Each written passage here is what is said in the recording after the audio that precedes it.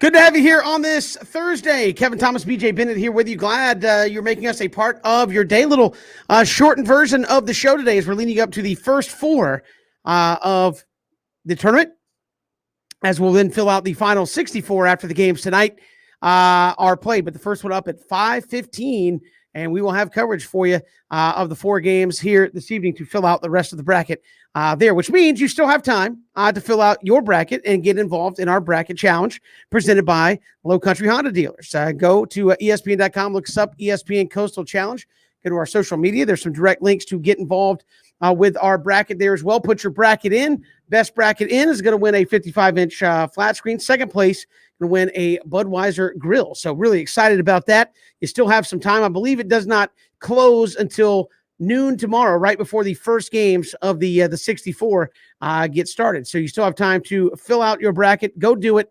Get your bracket in and see how you stack up against the rest of us when it's all said and done. So it's about to be here. BJ couldn't be more excited.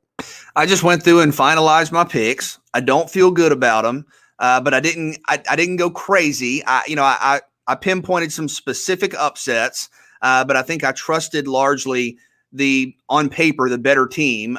Now we'll see how that plays out. But the tournament starts tonight, man. I'm excited. Basketball in a couple of hours. Okay, you're smiling and laughing. You always do this. I'm looking at my bracket. At the top, they have the games. Can I ask you real quick though? Did you pick those four games? No.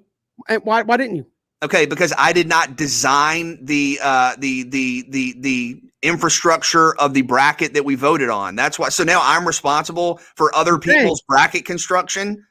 I mean, look, Michigan State. Pick them, though? Why aren't we allowed to pick them?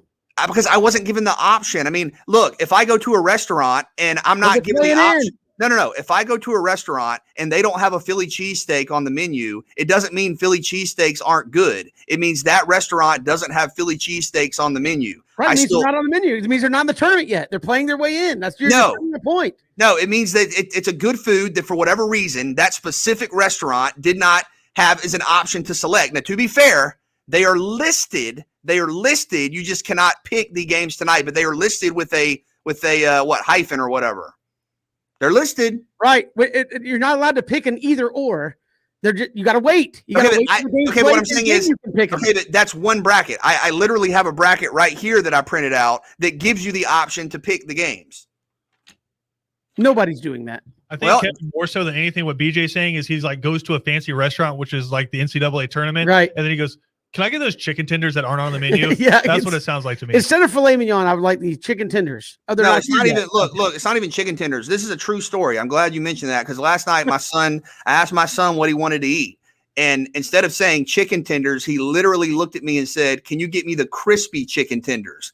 To which I said, "This is not a fast food commercial. Like I don't know what you're talking about. No, you're not getting the crispy chicken tenders. You're getting the regular chicken tenders." But let me tell you what we're getting tonight. We're getting Michigan State and UCLA. Michigan State and UCLA in the NCAA tournament. I'm down for that. I'm all in. And we'll have that for you coming up a little bit later. Again, fill out your brackets.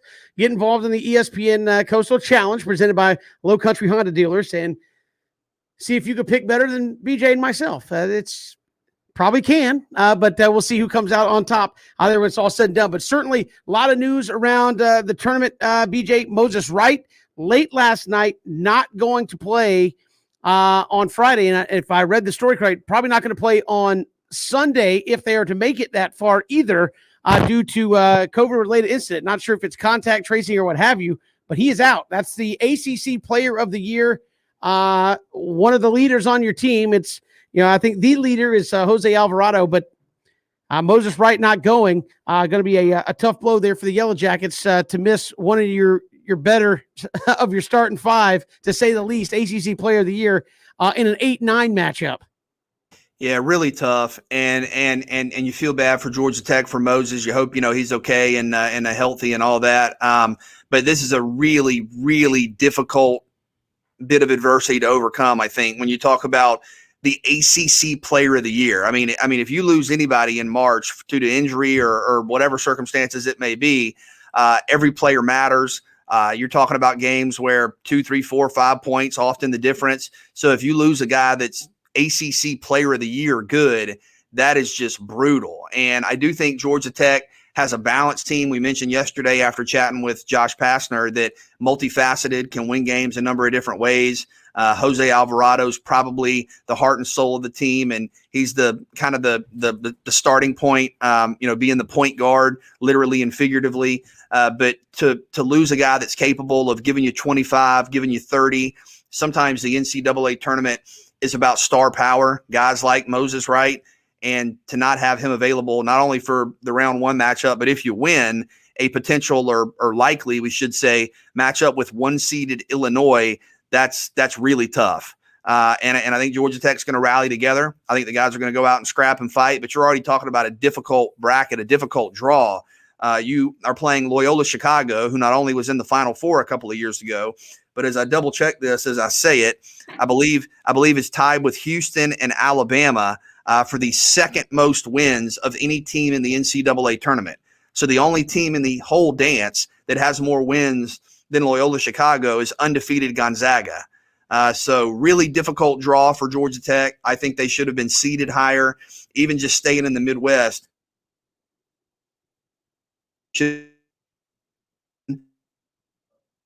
I have a little trouble there with BJ's feed there as we look at the bracket there that Georgia Tech is in, and again, they're going to be without Moses Wright for at least the first round, and could be on Sunday too if they make it that far. So we'll see what happens there with the Yellow Jackets. Also in the news ahead of the tournament, several players led by, I believe, Geo Baker of Rutgers, Isaiah Livers of Michigan, Jordan Bohannon of Iowa, have started using the tournament, obviously, as a platform for their movement, which they started the hashtag not NCAA property, pushing for name, image, likeness, and things of that nature for the student athletes, requesting a meeting with Joe Biden and some of the other things that they are trying to get done. They have not indicated that they will boycott games, but Geo Baker, who plays for Rutgers, said on Twitter, the NCAA owns my name, image, and likeness. Someone on a music scholarship can profit from an album. Someone on an academic scholarship can have a tutoring service. For people who say, quote, an athletic scholarship is enough, anything less than equal rights is never enough. I am hashtag not NCAA property. So that certainly caught a lot of steam in the hours and minutes here before the NCAA tournament. I think he's right, and I think a lot of the things that he's referencing, that's why, because you've had student athletes be outspoken, make great points, have data and facts. I think a lot of that is why we are on the verge, it appears, of a kind of redefining of amateurism, and having players have access, or have the ability, I should say, to monetize off of their own name, image, and likeness. It feels like, even if it's kind of fragmented right now with different state governments and sort of the NCAA taking a I guess a hands-off view and kind of letting it happen as is politically, I think we are on the verge in some form or fashion of a comprehensive recalibration, and I think we are to that point. Amateurism and college athletics a generation ago, most specifically 2 generations ago, was totally different in terms of the money, the profile, the stage, the profitability. And I'm not only talking about just specifically the direct singular income that comes from ticket sales, but everything. Players are superstars. Student athletes are superstars individually, collectively, as a body, as a group. And the money that is brought in, that is proliferated, that is created off of these games is almost so multifaceted, you can't count all the avenues. And you're not only talking about millions of dollars, but over spans of multiple years, you're talking about billions of dollars. And I think players should want control over their own likeness, their own talents, so to speak, and the ability to profit from that. So I think we're on the verge. I don't know that it's going to happen sort of press a button and everybody's going to have the same ability to monetize their likeness. But I do think in some form or fashion, whether it becomes in multiple waves or in kind of a fragmented future, I think you're going to see that change in the very near future. Yeah, obviously these things don't happen overnight when you start talking about some of the things that they want to see happen. But I do agree. I mean, I think that the bare minimum is, hey, let's stop with the hey, you can't go do this, you can't go do that, and just say, hey, look, you're playing college football, your school is paid for. If you want to go out and make money legally on the side off of yourself, so be it. Everybody else is able to do that, right? I mean, you and I both went to college. We worked hard. We had to study. We had to do all that stuff, but we still could go out and get a job or do whatever we need to do to make money as we saw fit, right? As long as it was done legally, and I think that's a good starting point for the student athletes as well. Yeah, and as you mentioned, the stage, the opportunity to monetize yourself, and the profile that the programs and the student athletes have, totally different now than it was kind of when some of this started to take shape generations ago. You know, everything about college athletics in terms of the money, in terms of the popularity, in terms of the relevancy and the prevalence just in an average household is dramatically different than it was even when Ben played, you know, much less in the 90s and the 80s and the 70s. And everything has changed except kind of the reciprocation of what the student athlete gets. And that's antiquated. That's outdated. That's not fair. And just so people have a frame of reference here, this is from, I just did a quick Google search. This is from a Washington Post story. But quote, between television revenue and ticket sales, the tournament annually produces more than $700 million. The NCAA keeps about 40% and distributes the remaining 60% to schools. The basketball fund is the largest piece of that distribution. So you're talking about annually, just the tournament now, just the men's tournament, making $700 million. And you see commercials, everybody's picking games. You have all kind of, you know, sort of a national phenomenon that follows March Madness. I mean, college basketball has taken over a whole month. Okay. The student athletes literally are responsible for an entire month of what we think about, what we focus on, what we talk about, where our, you know, free time and attention goes. And the tournament makes $700 million.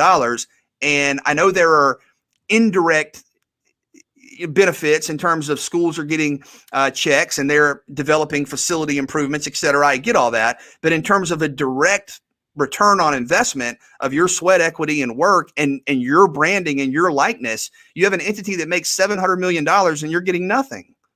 I mean, that's outdated. So I agree with the movement. I don't have all the right answers in terms of how to fix this. I mean, I think you've said this in the past when we've talked about it with Ben. From a legal standpoint, it's complicated.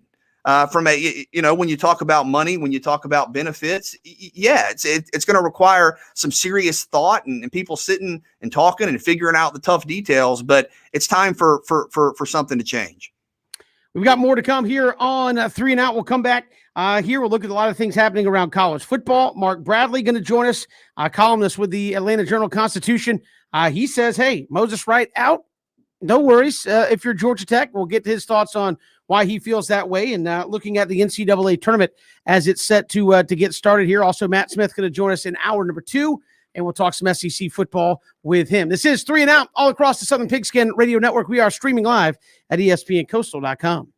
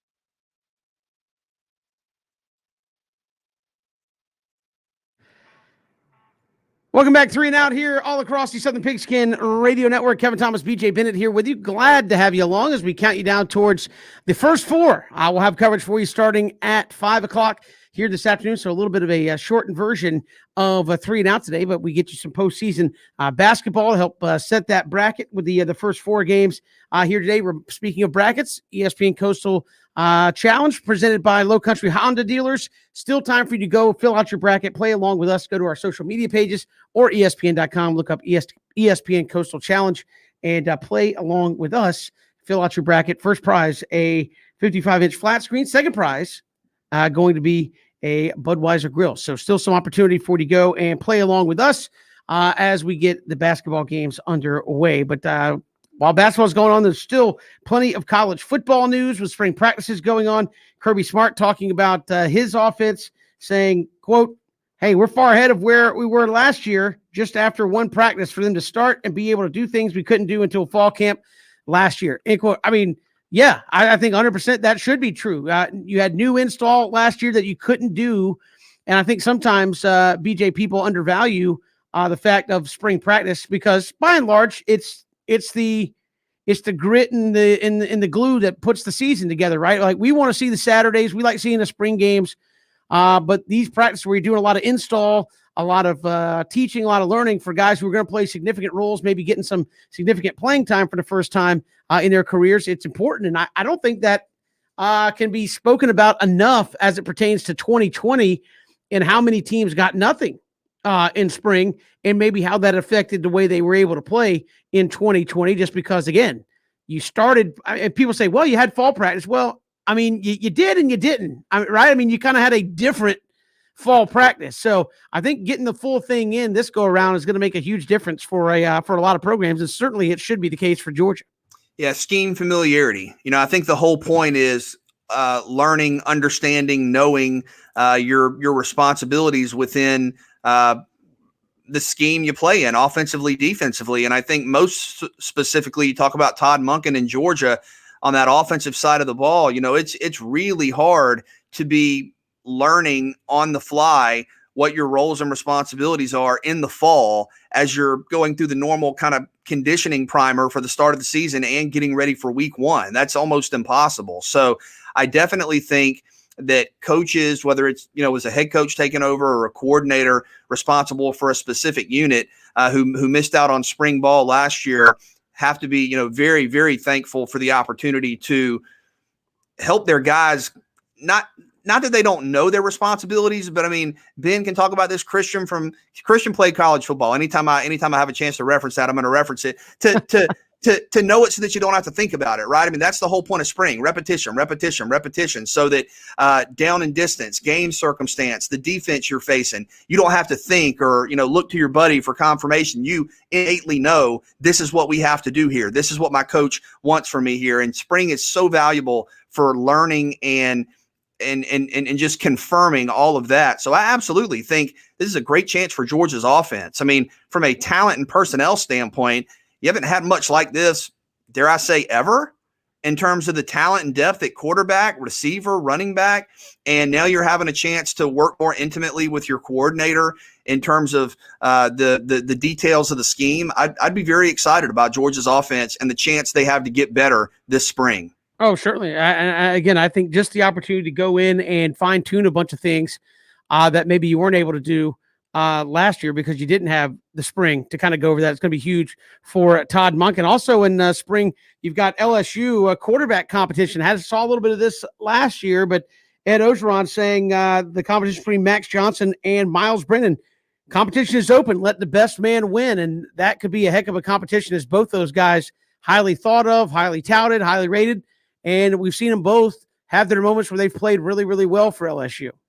That is a true quarterback competition. I think sometimes in college football, we create quarterback controversies or competitions when they really aren't there just because they're fun to talk about and they're natural storylines. You more or less know who the guy's going to be. You have two really, really accomplished players. Miles Brennan had 11 touchdowns and 3 picks and had a couple of 400-yard games before he got hurt early last season. And then Max Johnson, Brad Johnson's son, finished the season with wins at Florida, where he threw 3 touchdowns and had no turnovers, and then threw for 430 yards in a win over Ole Miss. Oh, by the way, hooking up with Kayshon Boutte for over 300 yards to that receiver alone. So he's obviously got a good chemistry with some of the playmakers. Both these guys are great. They are both starting quarterbacks in the SEC, and somebody's going to be on the bench potentially, unless Orgeron decides to go with a quarterback rotation, which I don't see that happening. So somebody wins, somebody transfers. Probably the way this thing ends up. I mean, maybe I don't want to speak towards that, without reading anything about that. But you're going to have somebody who's really good, really accomplished, has an impressive resume, and who's got kind of a starter's bio to him in terms of what they've accomplished in their career as a number 2. And maybe that's the reality of being at LSU. I know we talk about depth all the time. But maybe when you're Alabama, when you're Ohio, I mean, let's not forget Joe Burrow had to transfer away from Ohio State to play. So maybe when you talk about the elite programs in college football, that the fight for playing time that we see at every other position applies to quarterback too. Certainly. A couple other quick items of note. Oregon State Board of Trustees voted 12-2 on Wednesday to put F. King Alexander on probation through June 1. He was president at LSU at the time of the Les Miles era. And, of course, Les Miles has since parted ways with Kansas over all the allegations of things that happened while he was head coach at LSU. Now the former university president on probation at his current job there at Oregon State. And also, BJ, the HBCU Legacy Bowl is going to debut in February of 2022. So about 11 months or so from now. It's going to be played in Tulane's Yulman Stadium there around New Orleans. And again, this will be kind of the HBCU version of the Senior Bowl or All-Star showcase game for some of the top players around the country in HBCU. And certainly not surprised with continued fallout from what was just a really bad situation at LSU, but really, really excited about the HBCU Legacy Bowl. You think about the history and the tradition of HBCUs around the country, and the talent, the players that have come through there, the student athletes, just remarkable. And to be able to give those guys a standout opportunity. I think you're talking about 100 players going to get a chance to go down to New Orleans and participate in this all-star game. That is great, and I think it's a much needed addition to the postseason. We see it, of course, with teams we cover and talk about. I mean, the talent is all over the place. NFL talent, next level talent, and the Hall of Fame is full of guys who played in the HBCU ranks. The NFL rosters everywhere, all across the league, filled with guys who played HBCU football. So really excited that more opportunities are coming for those programs. Yep, we've got more to come here on this Thursday afternoon. Mark Bradley, columnist, AJC, Atlanta Journal-Constitution, is going to join us. He says, hey, you might be missing Moses Wright, Georgia Tech, but you're still okay. Don't fret. We'll get to that next. It's 3 and Out on the Southern Pigskin Radio Network.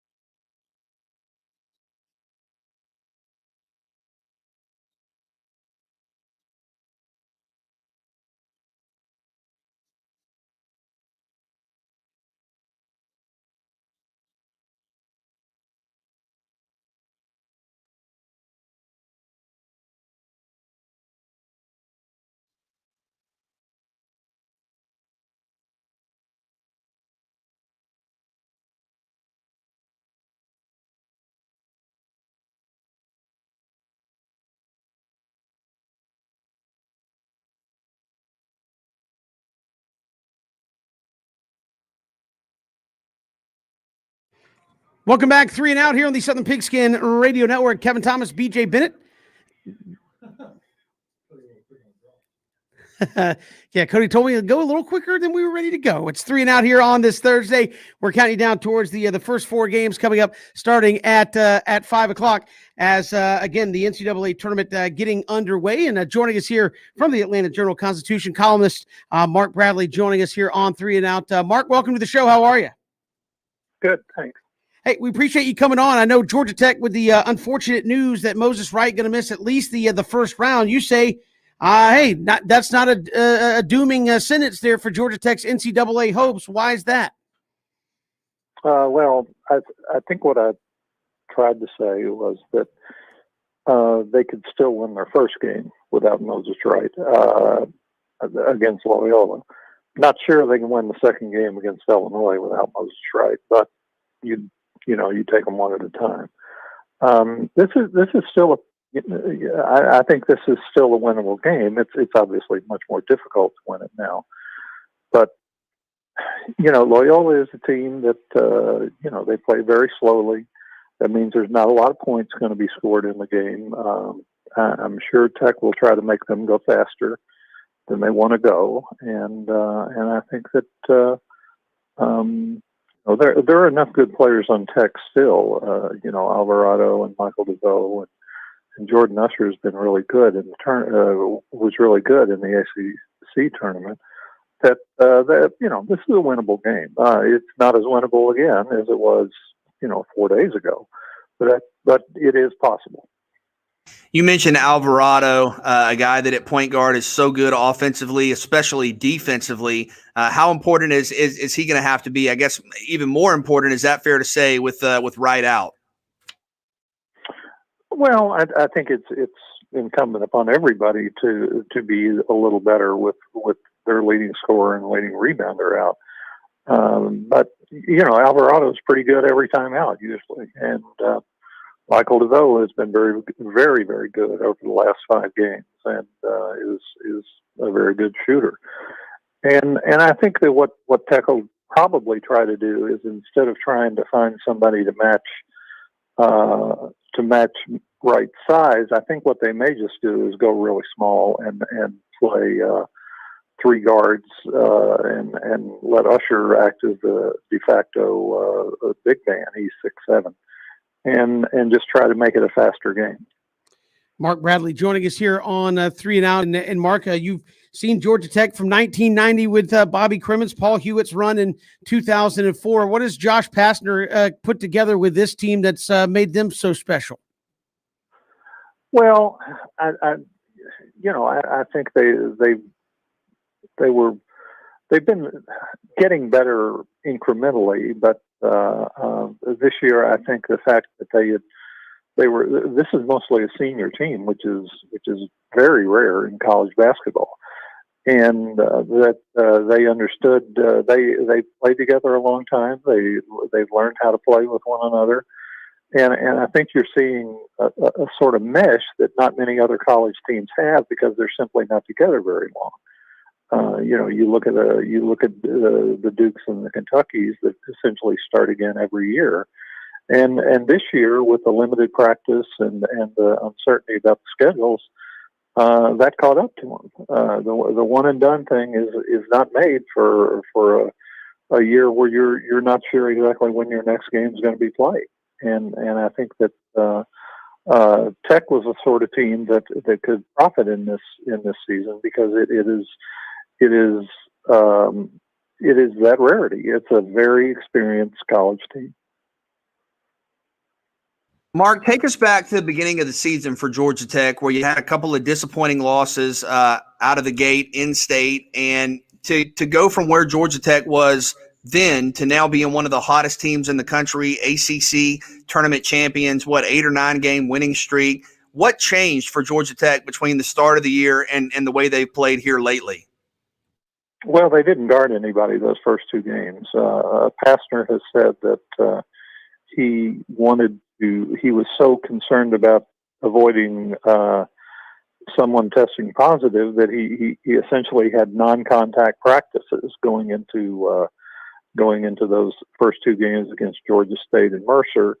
And Georgia State and Mercer are pretty good teams if you don't guard them.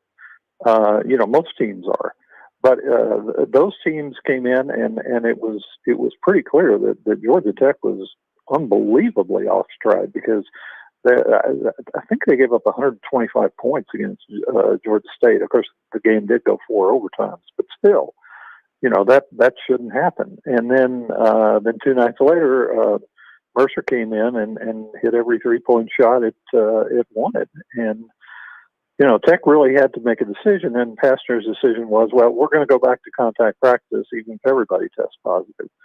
And we saw 8 days later that they went out and beat Kentucky, which we didn't know at the time was going to be the worst Kentucky team of the last 32 years and maybe the worst team ever.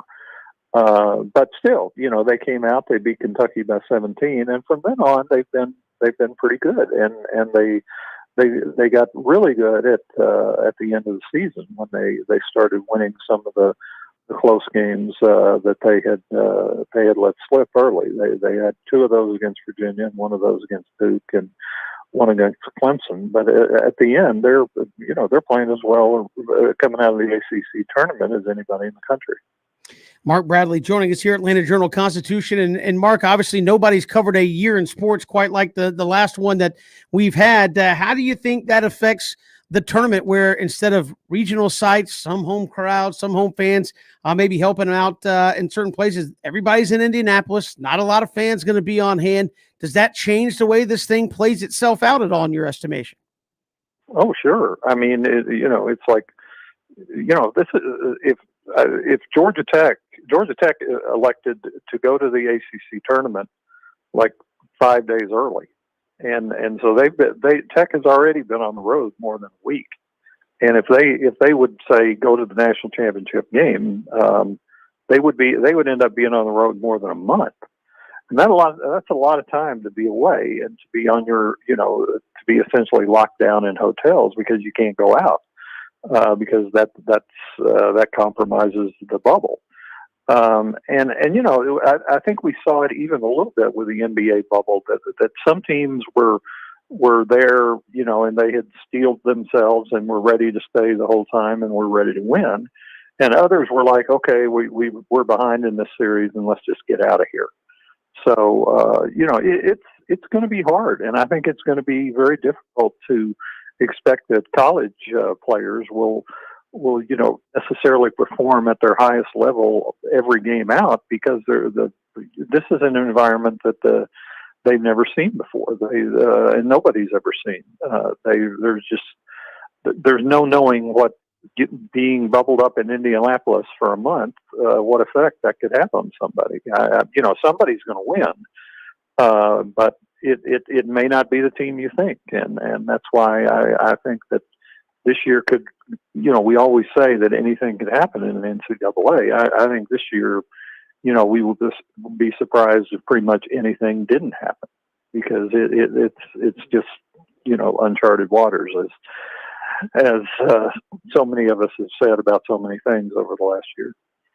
In a tournament format, even in a regular year is just based on volatility and unpredictability. You're finding out who you're playing on the fly. Obviously, you're in a neutral site location. In a format like that, Mark, does defense travel? I mean, does defense matter even more? And I say that obviously with Georgia Tech fresh off forcing 25 turnovers of Florida State, and I believe setting an ACC tournament final record with 10 steals.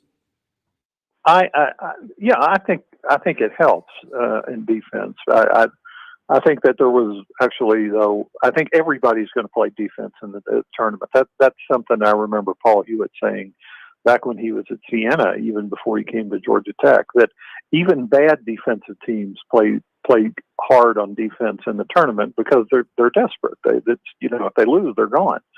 But in the end, I think most basketball comes down to who can put the ball in the basket, and I think that I think Tech will play fine defense, but I think especially if they're without Moses Wright, they're going to have to shoot pretty well too. Mark Bradley, Atlanta Journal-Constitution, joining us here on 3 and Out. And just to follow up with that, speak to Josh Pastner. Obviously, he comes into to Atlanta, takes over at Georgia Tech, has got some rebuilding to do, and obviously there's some other things away from the court that followed him. And through it all, he's managed to bring home an ACC championship. How do you kind of judge the job that Josh Pastner has done, keeping his focus on the floor despite all the other stuff that's going on, and obviously getting it done in the toughest college basketball conference out there? Well, I'm not sure the ACC was the best conference in the country this year. I think year in and year out, it has a claim as being the best. But this was not a particularly strong ACC year. Now that doesn't take away from Tech being the champion of the ACC. That's something that hadn't happened for this school since 1993, and it's a tremendous accomplishment. I think Pastner needed to have a big year, and I think he did have a big year. His first year when they went to the final of the NIT, when they weren't expected to win even 10 games, that pretty much stood alone as his biggest year up until this year 5. Because it just never quite happened for them in years 2, 3, and 4. They were facing the postseason ban, and you weren't sure where that was going to lead. But this year they started as badly as you could start. I think Michael DeVoe said last weekend that after they lost to Mercer and Georgia State, it was like the world had ended. But they got it together. They played very well, and they finished strong in the ACC regular season, and they won the tournament. So I would think that Pastner is now saying that he knew all along it was going to take him until 5 years to start winning, and maybe he was right. But certainly it's something that needed to happen at Tech, because it had been since 2010 that this program had been. That was the last time they were in the NCAA tournament, and for a program with such resources as Georgia Tech, being based in the ACC, based in Atlanta, that's a couple more non-NCAA years would have not gone over very well. Certainly. Mark Bradley, Atlanta Journal-Constitution, our guest here on 3 and Out. Mark, really appreciate the time. Thank you so much. Yes, sir. Thank you for having me. Appreciate it. Mark Bradley, Atlanta Journal-Constitution, joining us here on 3 and Out. You can check out his latest posts there on Georgia Tech. Still being okay without Moses Wright for one game, potentially, as he said, as they get ready to start their NCAA tournament run on Friday. This is 3 and Out on the Southern Pigskin Radio Network. We are streaming live at ESPNCoastal.com.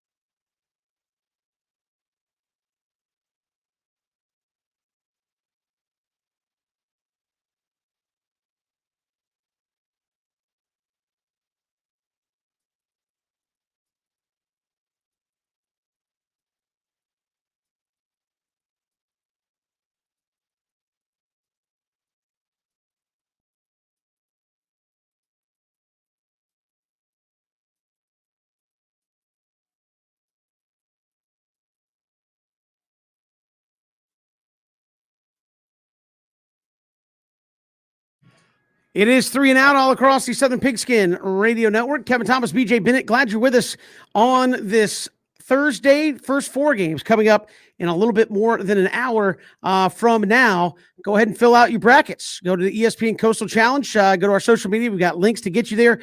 Or go to ESPN.com, look up ESPN Coastal Challenge, and get your bracket filled out. Play along with us. First prize, a 55-inch flat screen TV. Second prize is going to be a Budweiser grill. So get those brackets filled out, get them in, and play along with us for your chance to win our bracket challenge presented by Low Country Honda Dealers. Good to have you along here on this Thursday, BJs. We just talked with Mark Bradley. Obviously, not having Moses Wright could impact Georgia Tech in a big way, but you look at some of the storylines throughout just round number 1. Kansas missing a few guys. Virginia is going to fly up, I believe, on Friday night to play on Saturday in the tournament. And because of quarantining and contact tracing, they will have not practiced in 2 weeks. So you're going to play an NCAA tournament game with essentially no practice. Those are some of the things you're dealing with when you're trying to fill out these brackets. I think we could have much more of a disaster than we are used to normally. Well, you knew, unfortunately there were going to be some obstacles and safety, health, following the guidelines is first and foremost, inarguably, obviously. But you knew you were going to have some difficulties and you just hope they're minimized. You hope they're limited. I think all of us, even from the outside looking in, I know the players and coaches and everybody directly involved with the programs are so grateful to be able to have a championship to compete for. But I think from the outside looking in, I was telling Ben the other day, it's just nice and kind of calming in some respects to be able to just watch some basketball, man. Like you're going to have basketball tonight, watch some basketball, listen to some basketball.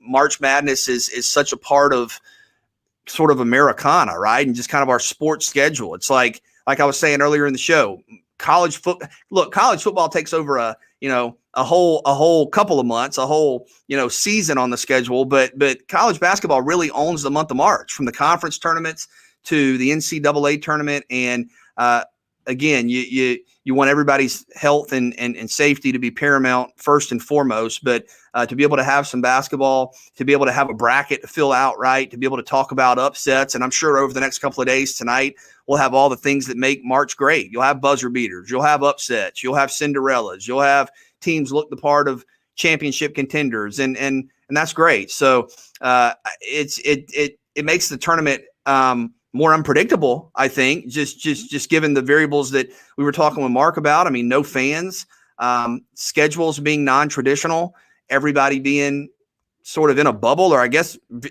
actually being in a bubble in terms of not being able to leave, being isolated, limited interactions with the outside world. So this is an NCAA tournament that is unlike anything we've ever seen, and certainly understandably so. We had Josh Pastner on yesterday saying, look, I got to the hotel room and that's where I've been pretty much the entirety of their stay in Indianapolis. So yeah, it's a bowl situation. Again, as I said, the schedule's different. Normally these first 4 games are played on Tuesday and Wednesday. They're all being played today on Thursday. Normally you have Thursday, Friday, Saturday, Sunday for the first 2 rounds. It's Friday, Saturday, Sunday, Monday, and then you don't play again until the next Saturday. So it's kind of your non-traditional run through the NCAA tournament, but everybody's dealing with it. I think that's the one thing that's interesting to note is that, hey, yeah, how could no fans? I mean, everybody's got to play through it. So I'm interested to see if it comes down to, hey, non kind of fan environment there, kind of the antiseptic environment of the tournament lends itself to, look, we're simply better. There's no momentum to feed off of other than our own. No fans to get behind the other team. Let's just go out here and play and move on. I think this really favors the better teams, the better put together teams, if you will, coming into these brackets. Yeah, I think on paper that makes sense. When you think about just talent winning out, but it's March, man. You never know. March Madness has a magic to it, all its own. So I did go more Kevin Thomas with some of my bracket picks, but this will probably be the year where there's upsets galore. Yeah, I picked mine. I'm like, I feel worse about this than any other bracket I filled out just because you don't know. We've got more to come. Hour 2, we'll take 3. Matt Smith going to join us, SouthernPigskin.com. We'll talk some college football with him as well. It's 3 and Out on the Southern Pigskin Radio Network.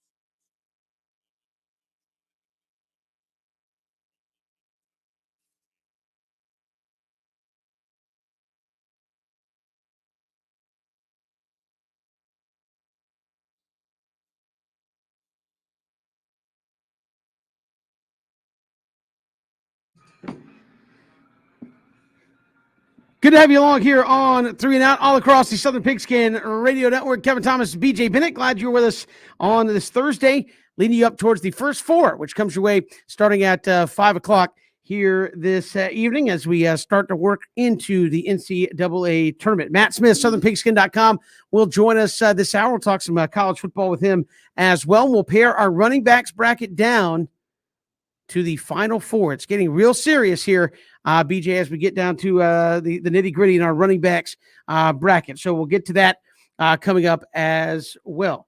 But first, let's take 3 here on 3 and Out. Listen, Kevin, I apologize for what I did to you. But you're not sorry, so that's fine.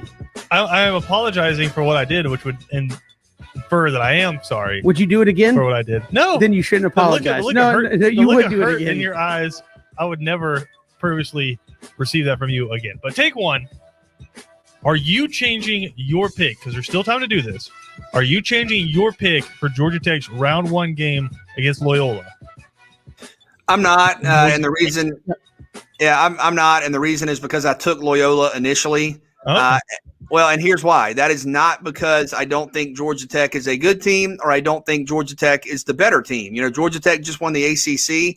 I think they should be better seeded than they are. But you guys know, and this is probably going to bite me, but I pick games sometimes off of kind of mathematical inevitabilities that I think are going to happen. And Georgia Tech has won, 9 games in a row?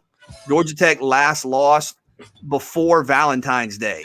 Georgia Tech's last loss was early February.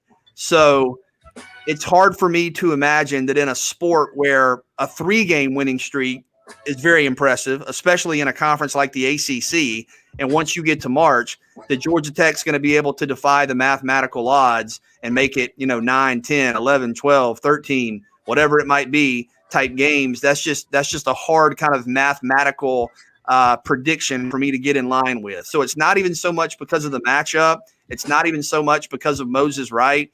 It's just the math.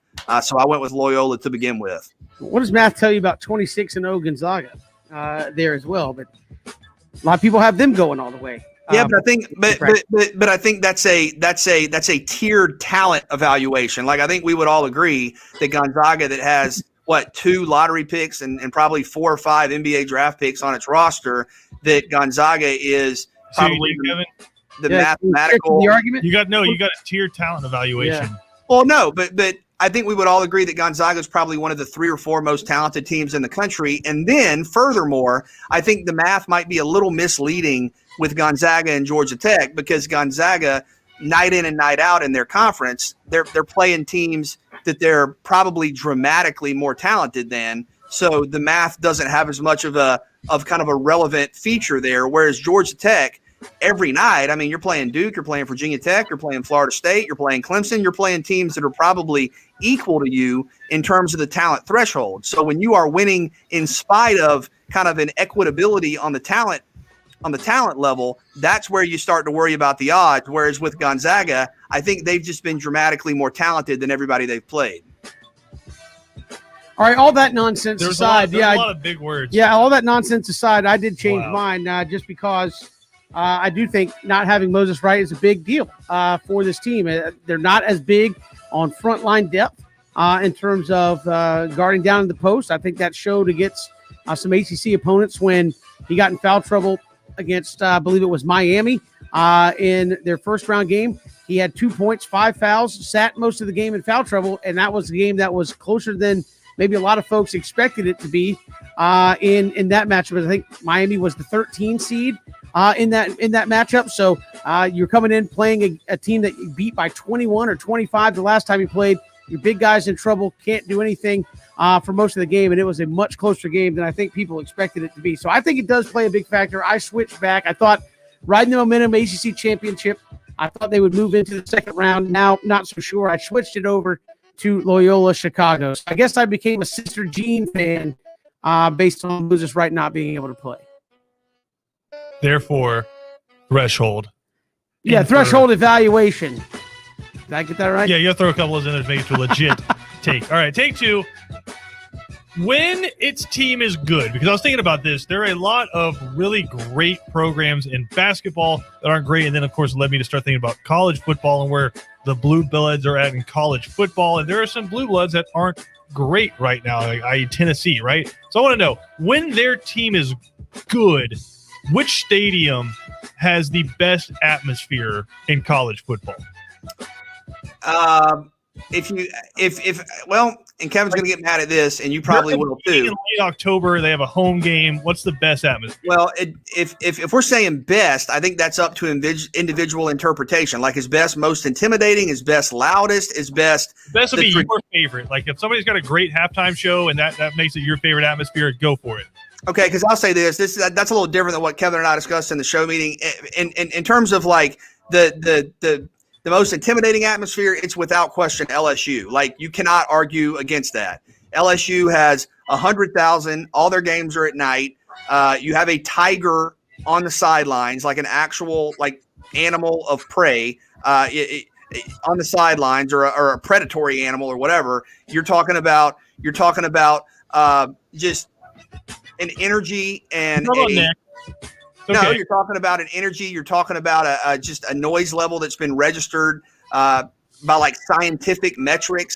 I had some friends when I was in college who went to an LSU game when LSU, I think, hosted Georgia one year, and they said like they felt unsafe just because of how loud it was and how intimidating and overpowering and overwhelming everything was. But in terms of best, man, for me that I've been to in person, I really like Clemson. I've been to Clemson a number of different years, and it's a really neat, kind of unique stadium in terms of the two massive sides kind of coming out. It's not a traditional bowl like some stadiums are. You think about running down the hill, that's a real kind of burst of energy right out the gate. I think it's neat, and not all programs have this, but I think it's neat from kind of a visibility standpoint when everybody wears the same color. I know if you go to a Georgia game, you'll have some folks wearing red, but some folks wearing black or white or whatever. If you go to a Clemson game, everybody's wearing orange, and it really 90,000 people all wearing orange is pretty cool. Death Valley in its own right. So I think toughest, most intimidating environment. An LSU night game is rough with the tiger with the tiger right there. But in terms of just the best atmosphere that I've personally been around, I think Clemson would be up there. Yeah, for me, I mean, under the guise of when they're good, I think Virginia Tech, a night game in Blacksburg, has been is really solid. It's really good. I would also say a close second for me, and they haven't been really good in a while. But you pack 105,000 into a 99,000 seat stadium in Knoxville, and it gets pretty loud. Yeah. I mean, it gets pretty loud. I mean, Rocky Top playing every 2 seconds, people screaming. Checkered colored overalls in the stands. I mean, it gets nuts. Just get rid of the third down for what? Like, we're good. Well, yeah, I wasn't including that in part of my evaluation. Yeah. I'm that's talking a detractor. about, that's a detractor. Let's talk about real things. I mean, as BJ likes to say, that's a real thing. It needs to be gone. But I do think that is a cool atmosphere. Usually, night games have a good setting. I will say though, there are some games that I don't mind, like the UCLA USC 3:30 game, like just the sun on the field in the Rose Bowl. Yeah. It's like golden. I mean, but those are few. Most of the time, it's night games. You get that more intimate setting with your teams and 100,000 plus of your closest friends all yelling and screaming. It makes for a good atmosphere. So those are my two. I think underrated Williams-Brice when South Carolina's really good. Like, that's a hornet's nest where they're playing what is it? Sandstorm. 2001 Sandstorm. But like when they're getting up and down, you have the tower. No, dude, it's Space Odyssey. Yeah, they start with Space Odyssey, but then they go, oh. But everybody plays that. But they do the towel thing with it, though, is at the beginning of the game. So there is a tradition there at Williams-Brice, old people. Like, I know you guys want to talk about 2001: A Space Odyssey. That's fine, but they also play Sandstorm. Bro, everybody else. But South Carolina, like traditionally at the beginning of the games, like Georgia is Bob O'Reilly, right? That's what they play at the beginning of games. I get it. But I just wanted to give Williams-Brice a damn shout out. How about we just play the fight song and play football? How about that? Listen to me. I've been to more South Carolina games than you can even think about going to. And let me tell you this, that is a great spot, but it's not a great spot because of sandstorm and towel waving. It's a great spot because of the smoke, because of 2001 Space Odyssey, because you're talking about You No, guys corrected me when I was right and you were right. There's no correction when both people are right. But you're not right. Dude, you're talking about Sir Big Spur on the sidelines, an actual chicken. He's on like a wire, like an actual. It's Sir Big Spur. One would argue that he's a not gamecock, chicken, not he's a gamecock. chicken. All right. So yeah, who's right now? One would make that argument. I mean, he's a But, chicken. He's El Diablo, fighting chicken. What Yeah. came first, the chicken or the gamecock? I mean, you just have to figure It's that so one out. true. That's a question as old as time, as old as college football. But no, I think Neyland Stadium, because the thing I love about Neyland Stadium at night is you just don't know what year it's being played in, right? It just has that timeless. But y'all, kind of feel. but y'all both said Neyland. Y'all both think Neyland over LSU? No, I'm listing off some, right? You're the one who always says, "Oh, I have to say one." I just have to say one. I like to paint a picture. I like to provide different scopes, right? Like, so you're curtailing me to where I can only say one, BJ. I'm just following the leader here. Obviously, it's LSU. That's the best atmosphere in college sports, period. Maybe the best atmosphere, most intimidating in sports, period. Right? Like, I can't think of any other place where you have that kind of home field advantage. And the other one I might say in the NFL might be the Mercedes-Benz Dome for the Saints, because that place, when they're really good and that's packed out. I mean, when Mike Vick and then went to play there following Katrina. I thought you were going to say Mercedes-Benz Stadium. No, like, God, has it been no, around long no, enough to no. even have a good Mercedes-Benz atmosphere? Dome, not stadiums. Two Yeah. different ones. The ones that the Saints play in. But I mean, it's Death Valley, and Death Valley is the one in LSU. Clemson plays in Clemson Stadium. Death Valley is LSU. So I'll just end that debate. But there are a ton of great ones. But Clemson has an actual rock from the actual Death Valley. It That's doesn't why. matter. Death Valley is supposed to mean what happens when teams come to play there, and literally it's death. You can have a rock from a valley. That's fine. It's Howard's Rock. Howard's not intimidating. Death Valley, LSU, actual tiger. BJ, keep the rock. I'll take the tiger.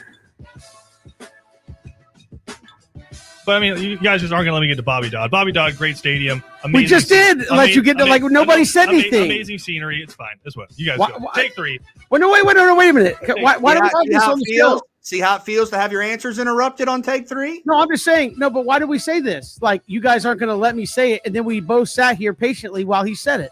Like, Because the first three times I don't tried to say understand. Bobby Dodd, you guys talked over me. Take three. If you could buy one thing or one team, player, coach, etc. with Inside Sports with your stimulus check money. Yep. Because, a stimulus check is meant to stimulate the economy, so you can't just sit on it. You got to spend that money. Let's frivolously spend it in sports. What would you spend that money on? Cody said he would pay Melvin Gordon to put his face on his cleats for the Broncos and wear his face on his cleats during a game. I think it's great. I think it's a can great you just idea. give me your stimulus money instead? Like, No, just Kevin, let me that's have not it. stimulating the economy. That's stimulating your savings account. so? I'll invest it better than putting Cody's face on somebody's cleats. That's a great investment. That's a lifelong memory for Cody. That's no. All right. I saw a report a couple of days ago that said the Jaguars expect to have You one guys see game. the Jaguars were in teal uniforms? No. I saw a report that said the Jaguars expect to have one game in London this season, potentially. Oh, God. Now, I don't know how much my stimulus would help with this, but I'm willing to pay, I'm willing to do my part to keep these games in Jacksonville, like for this year, next year, whatever. So You're sliding Shad, calling like Shad. Shad, Hey, Shad. Hey, man. If I give you my stimulus and Hey. you just cancel that game in London, Hey. like, just bring it home. Hey, you drive a tough bargain. No, that's fine. Here's 220s. Because my answer, I answered much like BJ's, will require group collaboration, but it's for the greater good. So with my stimulus, I would buy the SEC and the ACC all new officials, because all they do is complain about them all the time. How so much do you think they pay officials? I don't think you could buy one official for that much money. no, I said it would have to be a group collaboration. Like, I'm going to get, it's like crowdsourcing, Oh, okay. like a GoFundMe for new officials. And so you're like, get on the ground floor level Yes, with your stimulus send check me money. your stimulus, and I will facilitate new This sounds officials like, for your BJ, league. this sounds like a pyramid scheme. I don't think he's actually going to spend it on. I don't think he's actually going to spend it on officials. For No, two no, dude, easy no. installments We of might need to call. 1995. We might need to call the other SEC. The Listen, Exchange it's Commission. not a pyramid scheme. It's only like he gets a little bit of what everybody else sells, and then everybody gets a little bit of like what they sell, and then like it just Okay, goes. if you get three friends to do it, then all of a sudden they're pulling Yes, the money. they're If they part. get They're three part friends of to do your. it- They're part of your group. Yeah, if they get three friends to do it, I'm gonna have to do like We'll the, call it your chain. I'm gonna have to do the opposite scene where Jim gets up and grabs the marker and he like pulls it into a pyramid because it's literally a pyramid scheme, Kevin. Great. You're now Kevin's proliferating pyramid schemes on Pigskin Radio. Yeah, me and Bernie Madoff. No, I said I was. But that would be a good worthwhile investment because all you hear every week during the college football season, BJ knows this is ACC fan. He goes, well, it was a horrible call. Well, of course, because and SEC fans say the same thing. It's like, man, you think with all this money you could get better officials, like people say. So I'm just going to make everybody happy, even if it's just a swap. Like the ACC officials go over here and the SEC officials go over here. Hey, you got a whole new sets of crews. Have fun. What a great investment. Oh, you can keep your ACC officials over there. No. Oh, see, so now you know what I'm talking about. But like, there's investor number one right there, if BJ. If we're going to Christian's spend money gonna give on me his something, why stimulus. would we downgrade? If you would spend money on something, why are we going to downgrade? I think I have investor number one on the hook. No, you definitely don't, because I've already spent my money. Sell me this I pin. am going Do to. I am finding an SEC official that is doing an Alabama game, and he's retiring that year. Like this is his last year, right? And he's going to do an Alabama game later in the season. I'm finding him. I'm asking him in the fourth quarter of whatever game he's doing, when Nick Saban is losing his mind on somebody, to turn around and tee up Nick Saban. But what does that do? I know it's a basketball thing. But can you imagine watching Nick Saban's like mind melt when a referee turns around and tees him up? But why not just run him and say, hire a baseball umpire to run out on the field, look at Saban, and eject him. that's the best part. That would be amazing. That's the best part of the ejection. You get the point. You, and then the heave, and then you're out of Can there. you give me your best you're out of here, Kevin? Like if you were an ump? If I was up, I wouldn't say anything. I would just. It's all in the arm motion. Oh, so you just arm motion it Yeah, out? you just You're give not him the yelling old at him? No. You're stone cold looking him in the face and Yeah, ejecting him? you know why you're gone. Get out of here. Exactly. I mean, Wow. nobody in the history. I mean, BJ knows this. Nobody in the history of sports has ever been ejected as a coach. I will say, maybe a player, but as a coach, nobody's ever been tossed out of a game as a coach without knowing why. Like you usually don't have to tell them. They're like, "Yeah, I'm about to get tossed right here." Yeah, you are. Boom, hook them. Anyway, if you want to get in contact with Kevin's pyramid scheme, Send me at your _ biscuits gravy. I think that'd be a worthwhile thing to do with the stimulus money. But also something worthwhile to do is talk college football with Matt Smith. We're going to do it next. 3 and Out, Southern Pigskin Radio Network.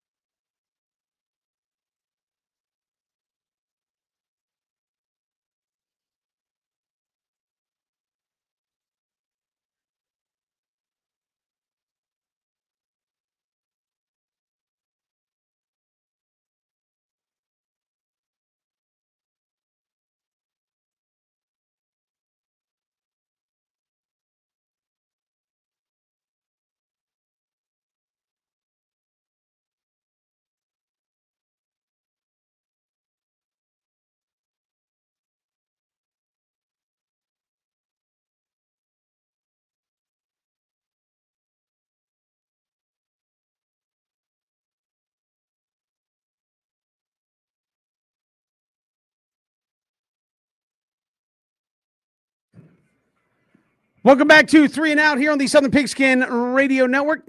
Kevin Thomas, BJ Bennett, here with you on this Thursday. Glad you're making us a part of your day. Streaming live, ESPNCoastal.com, also live on Facebook, Twitter, and YouTube. And always good to have football in the news.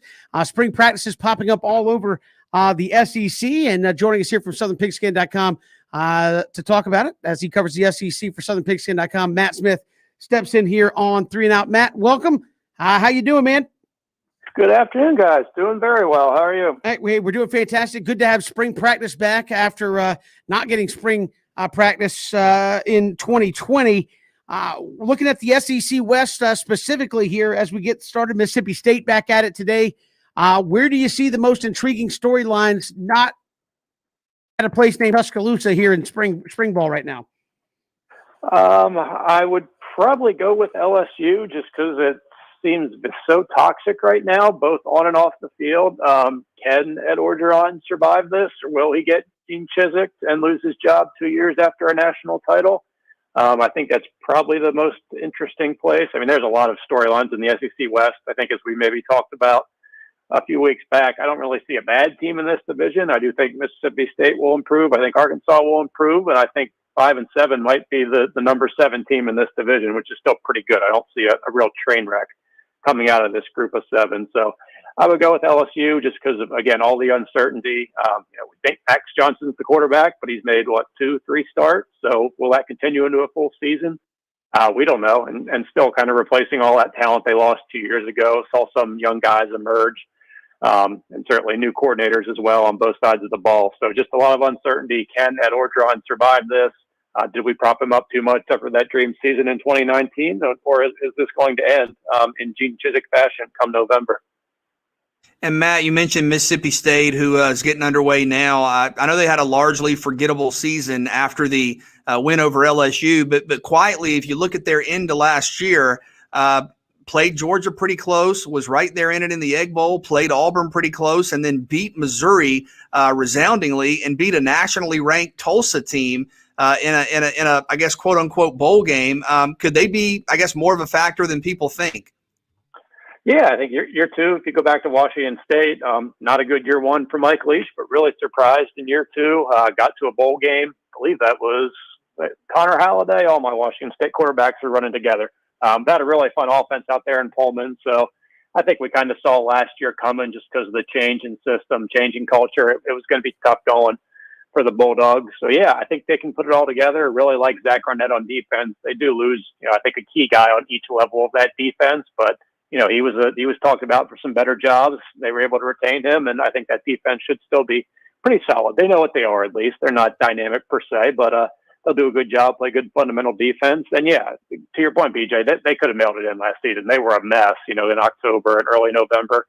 I think they had some time off there around early November, came back and played really well in Athens, got the huge win over Missouri to end the season, and built a little bit momentum. Will Rogers looks like a pretty good fit for what Mike Leach wants to do. Again, another year in that system. Yeah, it would not surprise me if they're back to a bowl legitimately with a 6-6 or better record this year.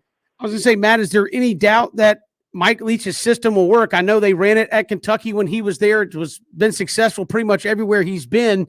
How long do you think it will take to allow that air raid type system to work its way into effectiveness in maybe the toughest? I would say maybe take that out there, the toughest division in college football. Yeah, I think we'll know after this year. Again, I think expectations were pretty low for the reasons we just talked about last year. But now, again, having a second year, having a lot of turnover in the SEC, Mike Leach is probably up kind of midway in terms of experience in the SEC with all the first-year coaches we have. So given his past and how quickly he's been able to win at Texas Tech and Washington State, I know the SEC, particularly the West, is a different animal. But again, we're not looking for 9-4 type seasons like they had at Washington State in his better years. But I think getting to 6-7 wins this year would be a pretty nice step for them and show that, hey, that they can be plucky, they can be functional, and they can have success, kind of similar to what they had under Dan Mullen for that decade-long run they had. So I think we'll have a good sense for this year whether this is going to work or if he does head into 2022 very much on a hot seat.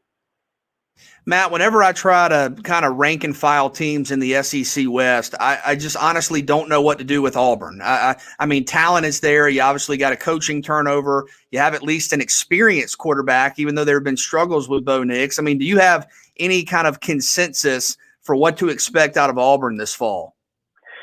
Yeah, it's kind of an evergreen statement, BJ. I don't know what to do with Auburn. I mean, that feels like every year, but certainly this year with a new coach coming in, someone, even Gus Malzahn was at least familiar with the place when he arrived back in 2013, being the coordinator. Now you got a guy coming from Idaho.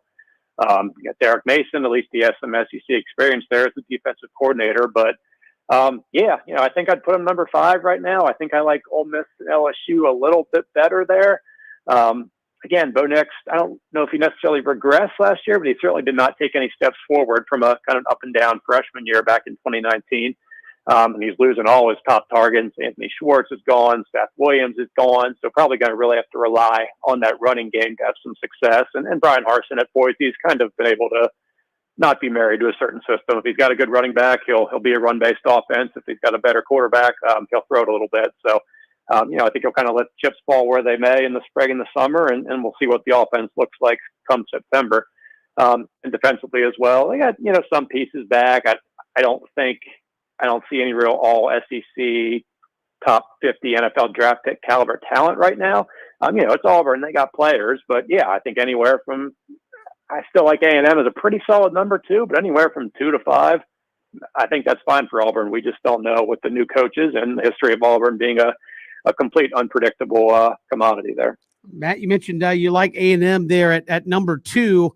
How big is that gap, though, behind Alabama, who obviously is going to have a huge day when the draft comes and still have plenty of talent to go around? How close is Jimbo to potentially getting one over on Nick Saban and finding himself in the SEC championship game? Yeah, I think they may take a slight step back from last year, just trying to work out the quarterback situation and the offensive line situation. That was so good. I think last year's A&M team going up against this coming year's Alabama team, I'd give them a great shot to win the West. I think there are some bigger holes at Alabama than we saw a year ago. But I do like this A&M defense. Mike Elko has proven to be one of the best in the business. Only a couple losses at linebacker, but really good up front, really good on the back end. So we'll see at quarterback, whether it's Zach Calzada. He's got the most experience, but again, the offensive line is going to be very young. The receiving core could not stay healthy a year ago, so not a lot of experience there outside of Wittermeyer, the tight end. But Jimbo's a good coach. Get the ball in Spiller and Aeneas Smith's hands. I think they can work. They'll probably just have to take a few more chances this year with the quarterback. Kellen Mond turned out to be a very efficient player his senior year after some up and downs early on. But they can move the ball with those 10, 12 play drives, not a ton of huge plays. Probably going to have to take some more chances this year to get that to work. But, yeah, I'd still put them a solid number 2. Again, someone could go up and get them, especially with the tiebreaker, Auburn, Ole Miss, LSU. But I think they're pretty solid. But still, I can't go there with them as a true West contender just because of Alabama. And, again, last year's team I think could do it, but just a few too many concerns on offense at key positions to make me think this can be the year they can break through and get to Atlanta. Matt, after Matt Corral at Ole Miss, who's going to be the second best quarterback in the SEC West? I will go with Bryce Young. I know we haven't seen much of him, but knowing his pedigree as a 5-star coming out of high school, I really do like the Bill O'Brien hire. I think we've shown that Nick Saban kind of has a system now on offense, even being a defensive guy. But the transition from Brian Daboll to Mike Locksley to Sark to Bill O'Brien, I don't think it'll look that much different. And, not a ton of college experience, but O'Brien adapted very quickly at Penn State. Those two offenses were pretty darn good, despite obviously all the issues they had up there back in 2012 and 2013. So I'm not overly concerned, even with his gruff personality, about adapting to working with 18 to 22-year-old kids on a regular basis. I think they'll be fine. Again, we'll see in 6 weeks from now on draft night just how much talent has left at Alabama offense when they have 5 or 6 guys go in the first round. But it's Alabama. I liked a little bit we saw from Bryce Young next year. So given the concerns I have about Bo Nix maybe just becoming stagnant, even as a junior, I think I'd put Bryce Young number 2 right there behind Corral. Matt Smith, SouthernPigskin.com, our guest here on 3 and Out. Matt, we really appreciate the time, man. Always a pleasure catching up. We'll talk soon. Absolutely. Thanks, guys. Appreciate it. Matt Smith joining us here on 3 and Out. We'll come back. We'll get into our running back bracket down to the last 8 We'll trim it down to 4 when we return. And we've got your fan voting tallied and more. We'll get to that next. It's 3 and Out on the Southern Pigskin Radio Network.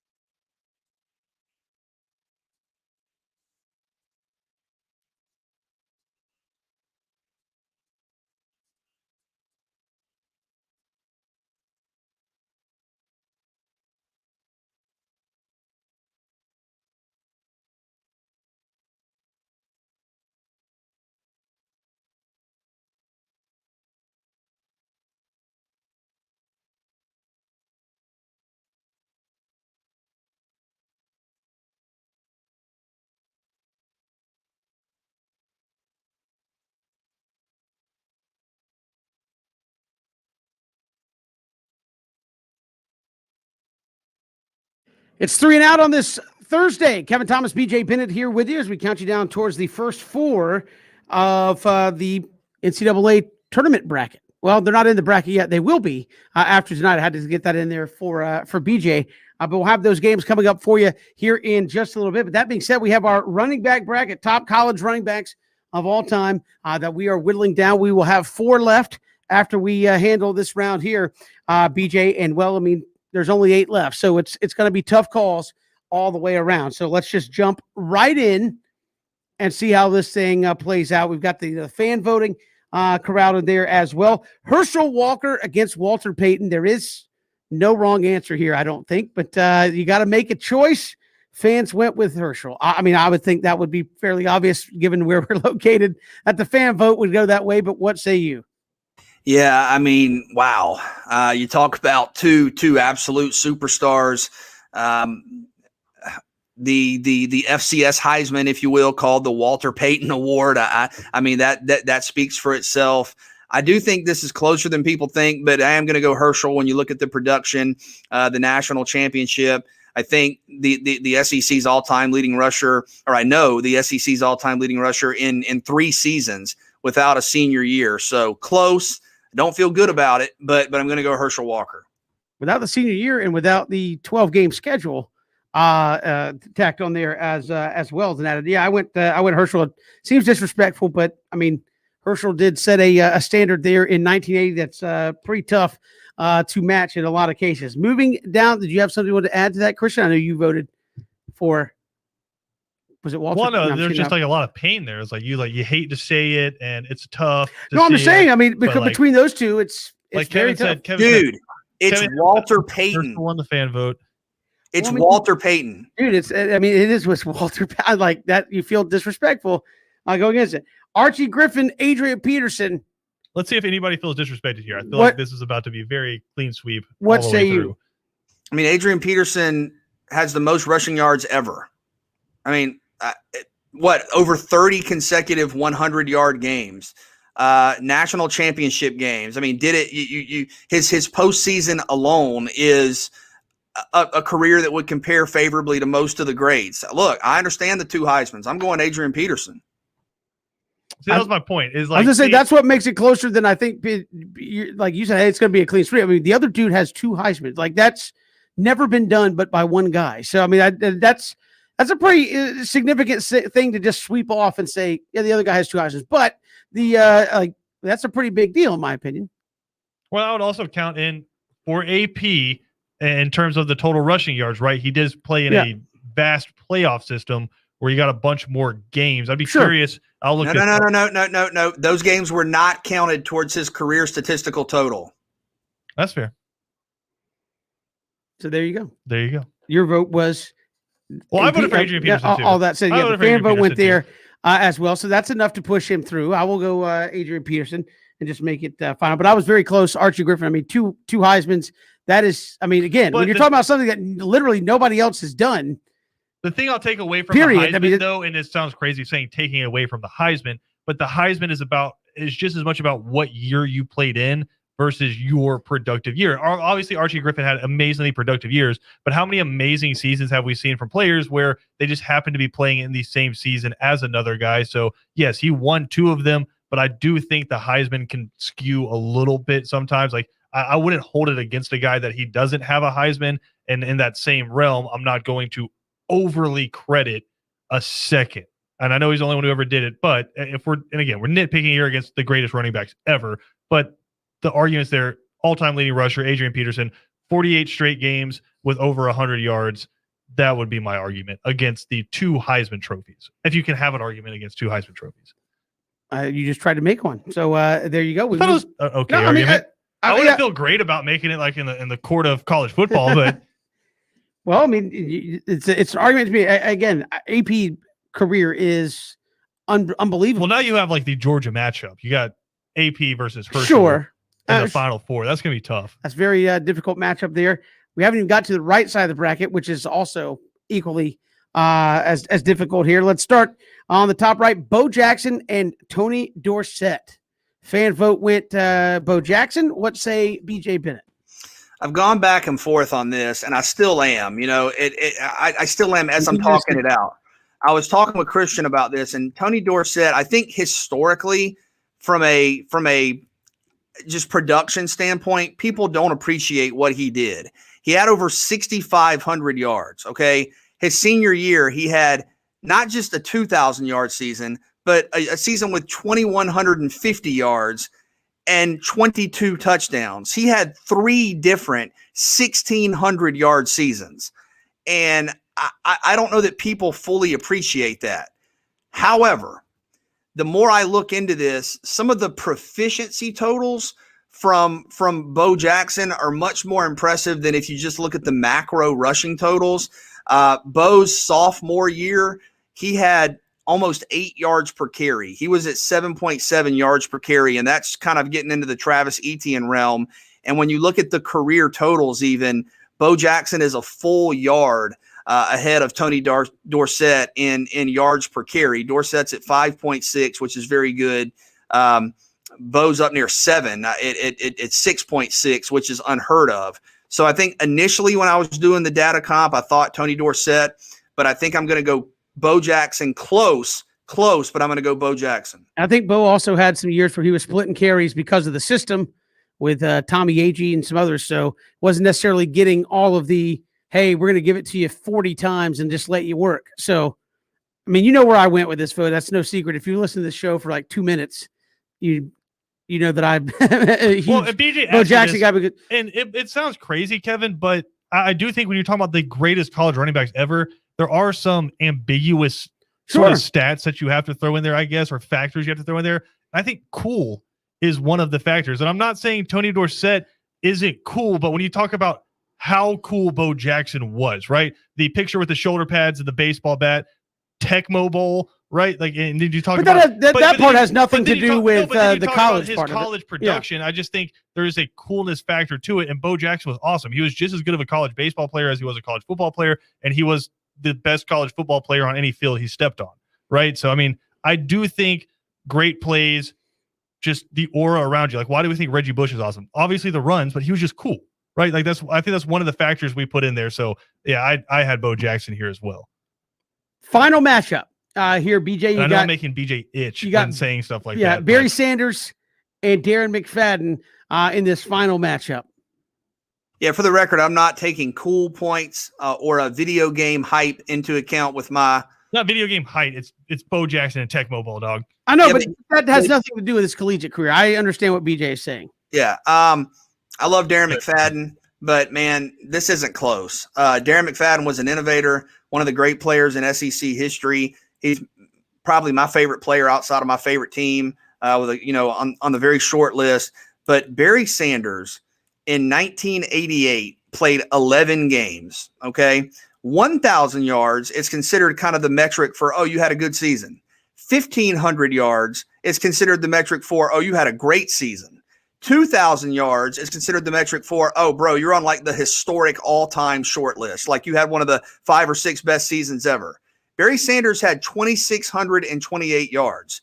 He had a 2,600-yard season in 11 games. That's also only his rushing production. He was also a part of the passing game fairly prominently. He had 37 touchdowns. Normally, if you get to 15 touchdowns, that's considered the kind of line of demarcation for greatness. If you get to 20, that's like all-time greatness. He had almost 40, 11 games. He averaged 240 yards and 3.5 touchdowns per game. That was his average rushing game. We have never seen anything like that, ever. There is no comparison to that. I love Darren McFadden, but there's not an argument for him here.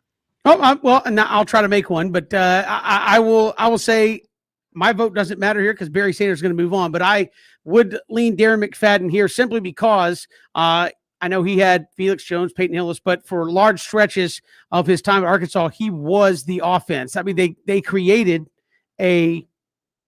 at least a formation specifically just to give him the ball. And I think it was dynamic in the run game, the receiving game, the return game. And again, was kind of one of those you could argue that Barry Sanders was the precursor way back before Darren McFadden, but was in his era of college football was kind of the precursor to, hey, let's not make this complicated. He's the best player we got. just get him the ball. And you've seen a lot of teams kind of copy that style of, look, we don't have to make this silly. If we can go and get the best player to come stand over here and just give him the ball and make a play, that can work for us. And we've seen a lot of teams copy that based off what Arkansas did with Darren McFadden, and he was dynamic. So my vote goes to Darren McFadden. It doesn't really matter here because the fan vote, your vote, all that kind of moving on. But it's not locked in yet because Ben hasn't voted, and I'm changing my vote. No, well, I mean, I'm changing my vote. Did I change your mind? You did, and just looking back at the stats, because Barry Sanders went for 300 yards one season, 600 yards the next season, and then had the greatest season ever by a running back, period, ever. Whoa, dude, he played behind Thurman Thomas. Man, that stinks. Derrick Henry also Derrick Henry also had a 2,000-yard season. In 15 games. Barry Sanders had 26. A 2,000-yard season. BJ's losing it, but I'm sorry. 2,600 yards in 11 games? I'm going to put Darren McFadden up there also because he had 1,100 yards, 1,600 yards, 1,800 yards, and then receiving went over 100 yards twice in a couple of seasons. But he was also playing in what I would consider probably division-wise, conference-wise, yes, but division-wise too, probably the greatest defensive division ever, early 2000s, SEC West. I mean, LSU's, the Alabamas, those teams right there flipping over, playing the Floridas and playing the Georgias in the SEC. I'll put my vote for Darren McFadden. I'll be the young guy. We'll make Ben decide. I'm out here changing minds and winning friends and influencing people. There you go. We'll see how that one turns out. We'll come back. We've got more to come. 3 and Out all across the Southern Pigskin Radio Network.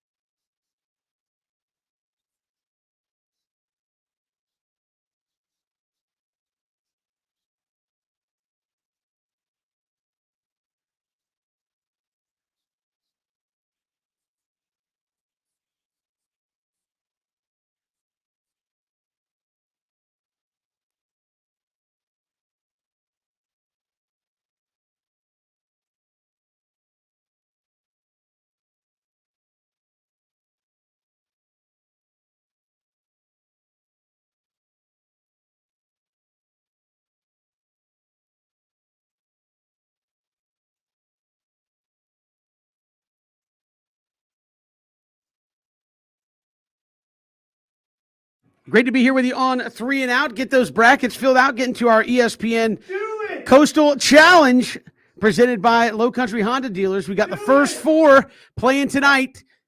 Then we'll have the bracket set so you can really make the picks, BJ. But Texas Southern Mount St. Mary's up first here in just a little bit. Drake, Wichita State, App State, Norfolk State, and UCLA, Michigan State, the 4 ball games tonight to finish out the field of 64. I'm taking all of them in. I'm excited. Dude, Michigan State and UCLA. Yeah, should be a good run there. I think that one's set to tip off about 10 o'clock. We will not see you tomorrow because we'll have basketball all day, and on Monday, basketball all day. So we'll see you on Tuesday. It's 3 and Out all across the Southern Pigskin Radio Network. Enjoy the hoops.